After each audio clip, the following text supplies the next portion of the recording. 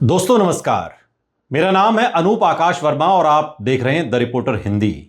उत्तर प्रदेश विधानसभा चुनाव 2027 के लिए कांग्रेस और समाजवादी पार्टी में सीट बंटवारे पर ठन सकती है।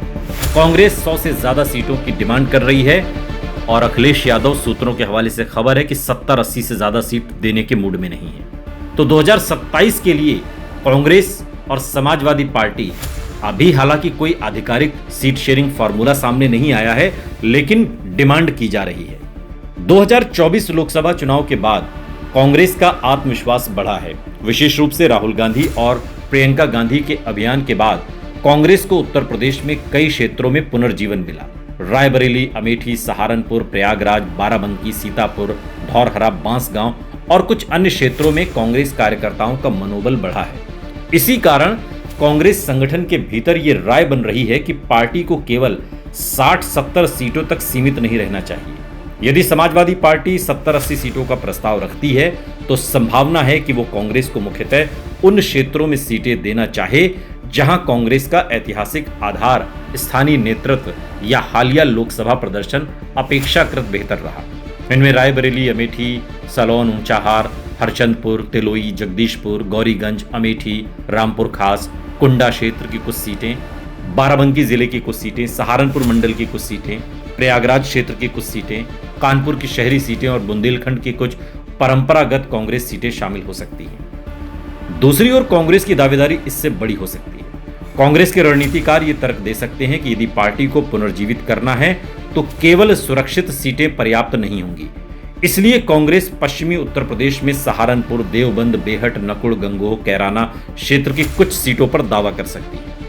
अवध क्षेत्र में रायबरेली, अमेठी बेल्ट के अतिरिक्त बाराबंकी, अयोध्या, सुल्तानपुर और प्रतापगढ़ के कुछ क्षेत्रों में भी दावा कर सकती है। पूर्वांचल में वाराणसी, भदोही, जौनपुर, आजमगढ़, गाजीपुर और प्रयागराज मंडल की कई सीटों पर भी कांग्रेस अपनी हिस्सेदारी बढ़ाने की कोशिश कर सकती है। राजनीतिक दृष्टि से सबसे महत्वपूर्ण क्षेत्र रायबरेली, अमेठी बेल्ट है।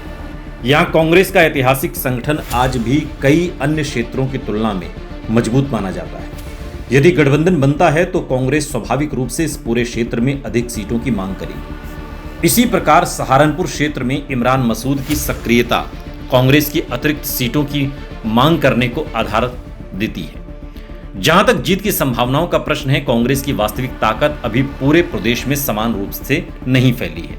कांग्रेस कुछ पॉकेट्स में मजबूत है, पूरे राज्य में नहीं। इसलिए यदि पीडीए यानी पिछड़ा दलित अल्पसंख्यक रणनीति के आधार पर समाजवादी पार्टी और कांग्रेस साथ में चुनाव लड़ते हैं तो कांग्रेस की सफलता काफी हद तक समाजवादी पार्टी के वोट ट्रांसफर पर निर्भर कर सकती है। जिन सीटों पर कांग्रेस का अपना संगठन कमजोर है लेकिन गठबंधन मजबूत है, वहां संयुक्त उम्मीदवार को फायदा मिल सकता है। राजनीतिक गणित के हिसाब से कांग्रेस जिन क्षेत्रों में अपेक्षाकृत बेहतर स्थिति में मानी जा सकती है उनमें रायबरेली मंडल, अमेठी क्षेत्र, सहारनपुर मंडल के कुछ हिस्से, प्रयागराज मंडल की कुछ सीटें, बाराबंकी क्षेत्र, कानपुर नगर की कुछ शहरी सीटें और बुंदेलखंड के चुनिंदा क्षेत्र शामिल हैं।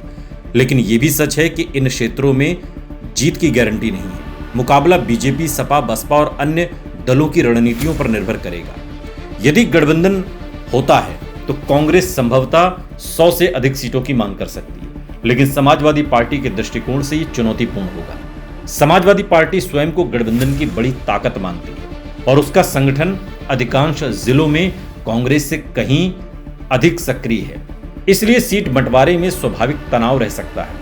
यही कारण है कि राजनीतिक पर्यवेक्षकों का मानना है कि अंतिम समझौता यदि होता है तो वो संभवतः 70 से 90 सीटों के बीच कहीं भी हो सकता है। हालांकि ये पूरी तरह अनुमान है। सबसे महत्वपूर्ण बात यह है कि 2027 का विधानसभा चुनाव अभी दूर है। उम्मीदवारों की लोकप्रियता, स्थानीय जाति समीकरण, बीजेपी की रणनीति, बीएसपी की स्थिति, संभावित नए गठबंधन और राष्ट्रीय राजनीति का प्रभाव आने वाले महीनों में तस्वीर को बदल भी सकता है। इसलिए आज की तारीख में किसी निश्चित सीट सूची या सीट संख्या को अंतिम मानना तो उचित नहीं होगा, लेकिन इतना जरूर कहा जा सकता है कि लोकसभा चुनाव के बाद कांग्रेस की सौदेबाजी की स्थिति पहले की तुलना में मजबूत हुई है, जबकि समाजवादी पार्टी अभी भी गठबंधन में बड़ी शक्ति बनी हुई है और इसी शक्ति संतुलन के बीच 2027 के संभावित सीट बंटवारे का पूरा खेल तय होगा।